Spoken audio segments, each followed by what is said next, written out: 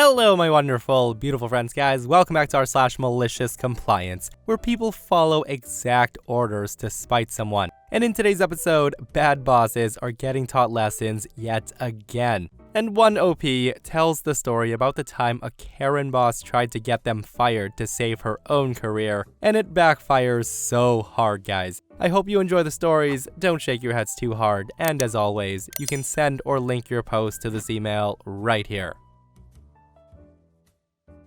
So this isn't a long story, but it's a funny one. At least it is to me. In November of 2020, during the dreaded virus, my job was having a company-wide Zoom meeting to discuss the state of the company.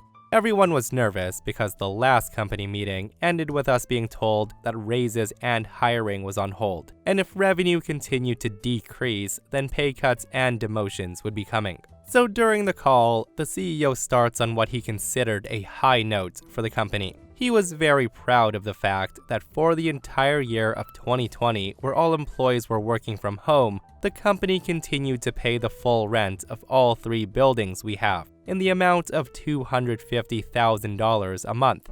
He was proud that he was able to keep all the leases on these properties. But then he stated that due to revenue being down from the year prior, that pay cuts are going to start in the new year.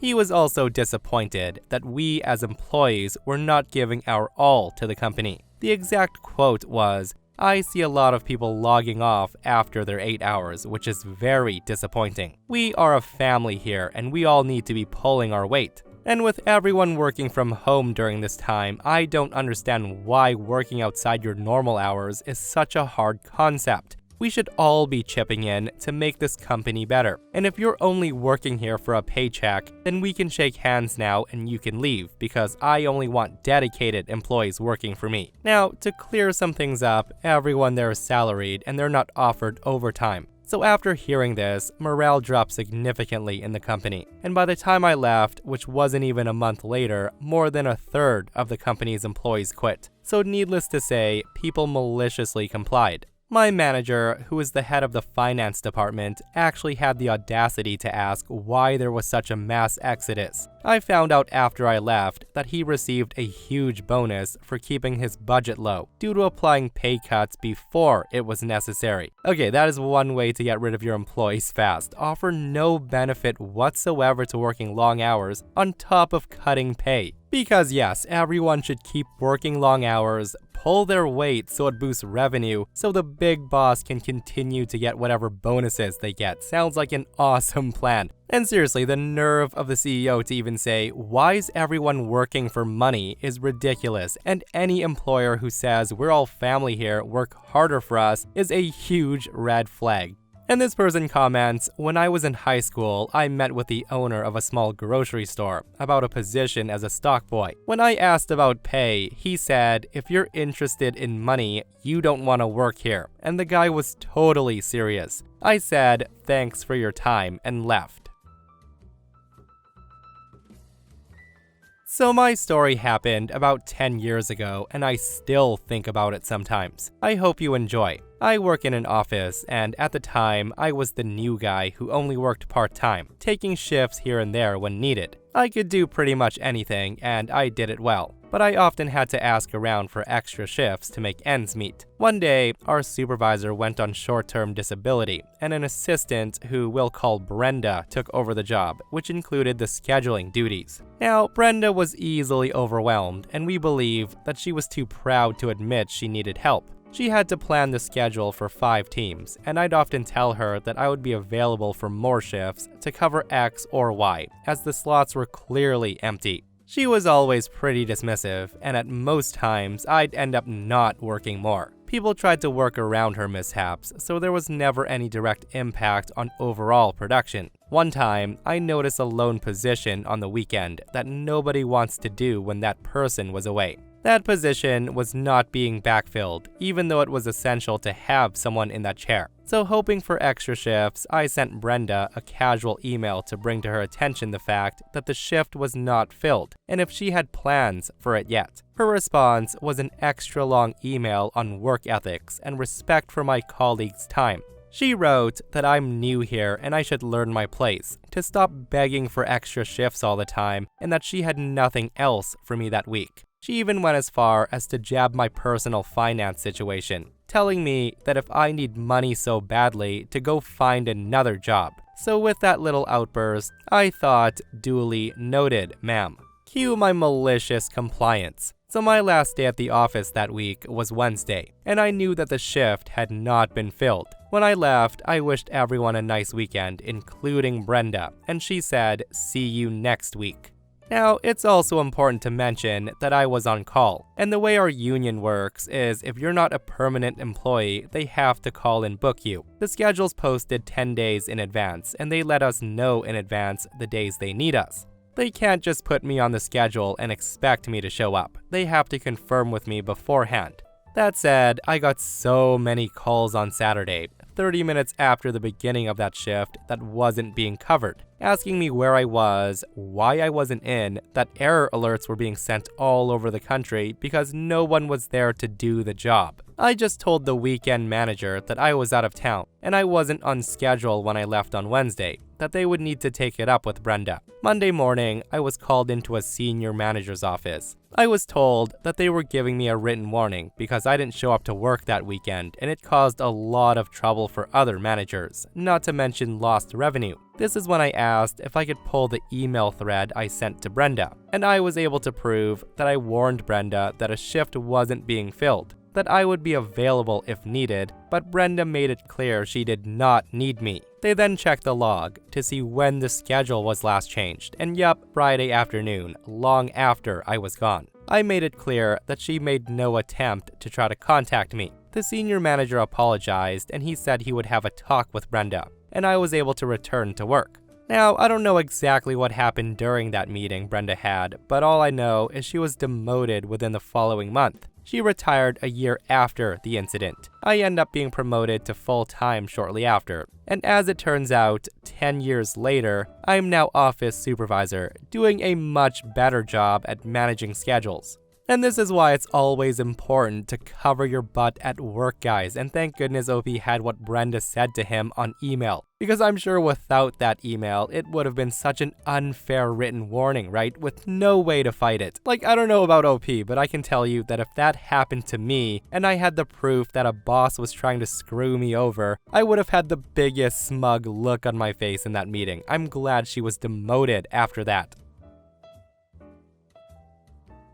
Years ago, I was working for a large organization. My boss was very nice and pleasant to work with at first. I was hired, and my job was to take a very troubled department and bring it up to standards. My boss was fairly supportive during the initial few months, but then something changed. The department improved greatly within the first 6 months, and this was recognized and applauded by upper management. This made my boss look good and also improved overall morale on the team with the troubled department, as they were finally recognized for their efforts and talents. So about this time, the 6-month mark, I was told to watch my back by a few other colleagues outside my department, because my boss had a reputation for putting her own success over anyone else's. They also warned me that she was known for being very threatened by any successful males who worked with her. And I'm a male. She was a very big champion of the women on her team and regularly promoted and advocated for them, but it seems that every male that worked on her team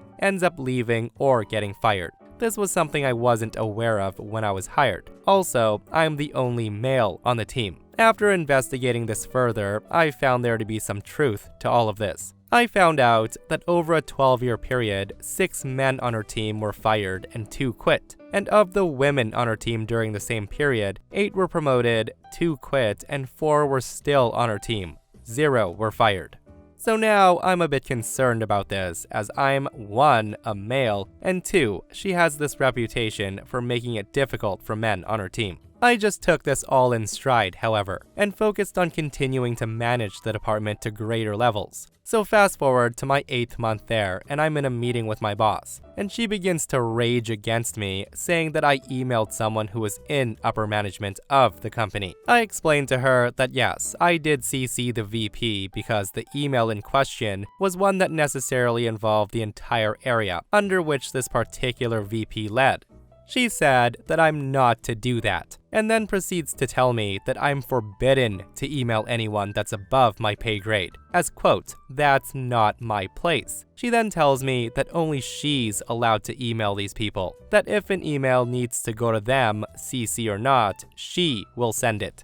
So I ask her if she would like me to send the emails that would need to go to the VPs to her, for her to send them. And she tells me, yes, send them to me and I will send them. You don't get to contact them. I also ask her, so what about calling? I can't call the VPs on the phone as well? And she says, yes, you are not to call them either. And then she says to me, I know you may be used to getting your way because you're a man, but this doesn't mean you can try to take my job. And hearing her say that, I'm thinking, what? I'm kind of befuddled at this, and I just take it all in. And I decide I need to respect her wishes because there must be something else going on here, of which I'm not aware.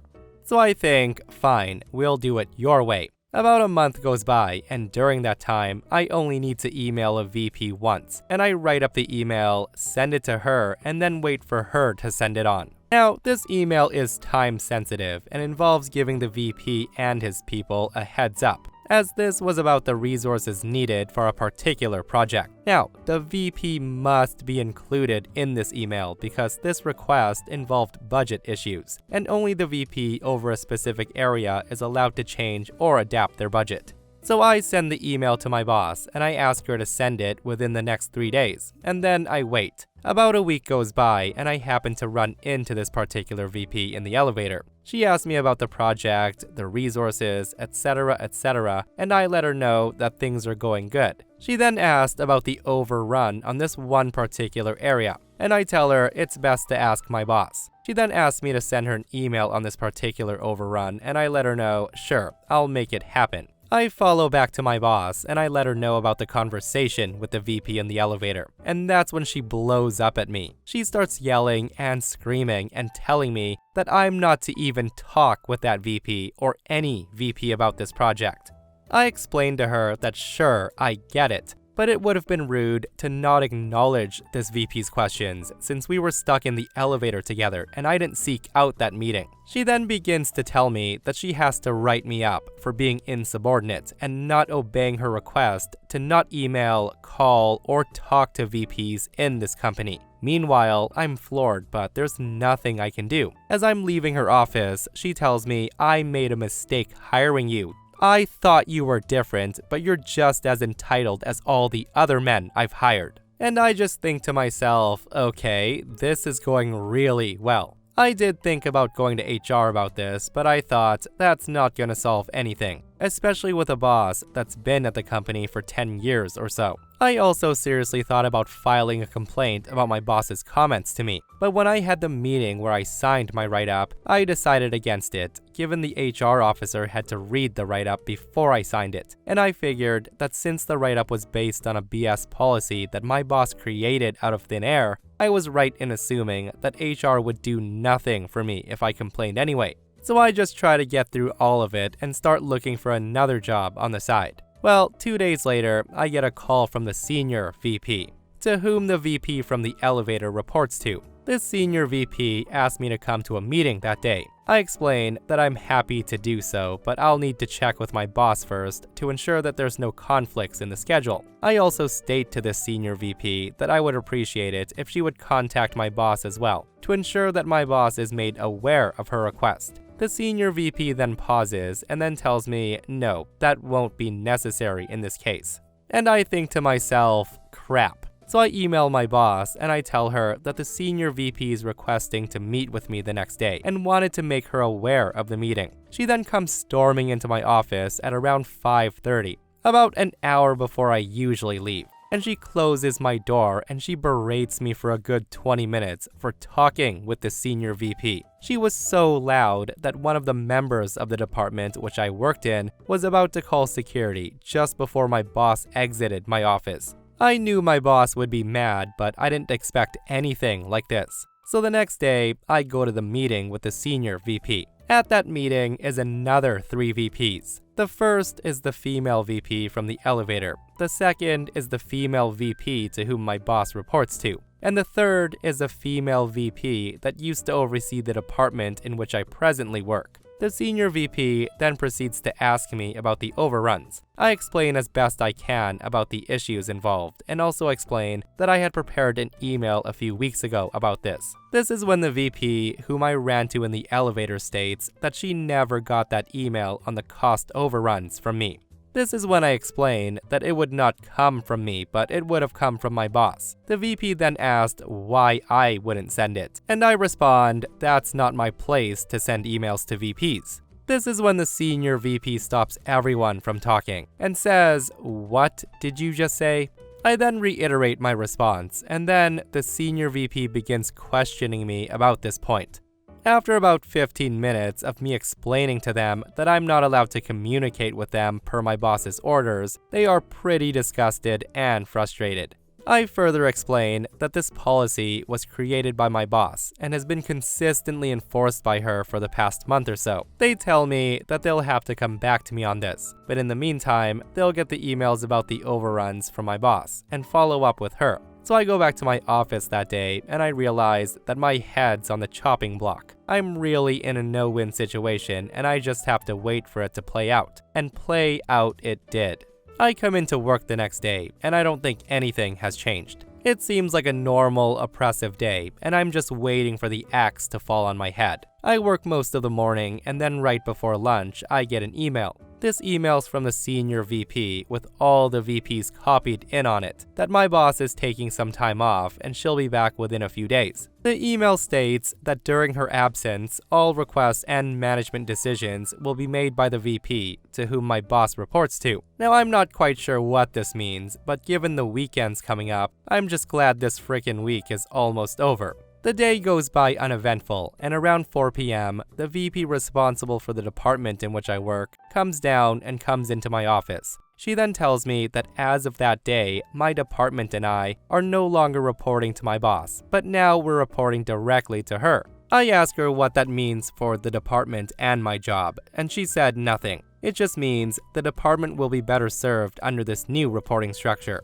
I was also explicitly told that I was now free to communicate with any other VPs or senior VPs of the organization as I saw fit. She then apologized for the experience I had with my boss, and she told me that she was unaware of my boss forbidding me to communicate with her or the VPs. I take this all in, not knowing whom is telling the truth, but I'm relieved that I'll no longer have to endure being treated like a child by my own boss. I then ask about my boss and her relationship to my department's other team members, and I was told that she was forbidden to execute orders to them on her own unless she has my prior approval. And I just think to myself, karma. I stay at this company for about 3 years total, and I have a great working relationship with the VP, whom was now my boss, as well as the other VPs and the senior VP to whom they reported to. My former boss was eventually fired after HR investigated her behavior. They also interviewed me about the rules she made about communicating with VPs that my boss had enforced on me,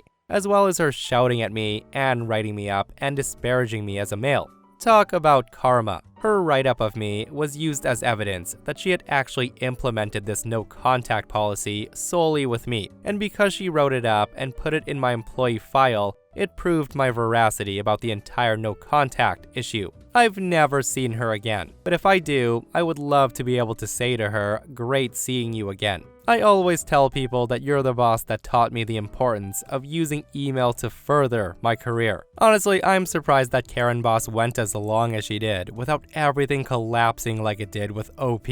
And she totally deserved the outcome. Like, it's just so funny to me that that Karen boss did not allow OP to contact anyone in upper management for the fear of them taking her job, but little did she know that that act would end up costing her her job. So I work in a highly specialized field, where it's very difficult to find and train suitable personnel. By pinching pennies and not holding his promises about pay grade changes, my boss successfully drove away the 3 specialists working in the department I led. Right before the last one put in her notice, he argued that a 2-person department did not justify a leadership position, and thus demoted me. We were integrated to another department. Now, this was done outside any legal framework and with 1 week notice, which is illegal. During the reorganization, the manager of the department we joined was assigned to R&D, and another manager and his deputy was promoted to lead the department's daily business. We effectively had no less than 3 supervisors, and all of them lacking managerial training and technical knowledge about the duties of our now defunct department. Right after the reorganization, I was granted one last meeting with the boss, where I pointed out that several of my duties cannot be bestowed upon the mere foot soldier I had become, nor taken over by the new leadership. He answered that his decision was final, and I was to revert to my previous job description and to take up any future matter with my new supervisors. So I did just that, and some more. I read the state law and ordinance about state and university employees, which I should have done earlier in hindsight. And I discovered that 1. The illegal move by my boss doesn't carry any penalty, so there's nothing I can do legally. Number 2. I'm allowed to take on private mandates for anything that's not explicitly mentioned in my job description. It's a gift normally meant for professors. Number 3. I get to take up to 15 days of additional paid leave per year to hold a public office.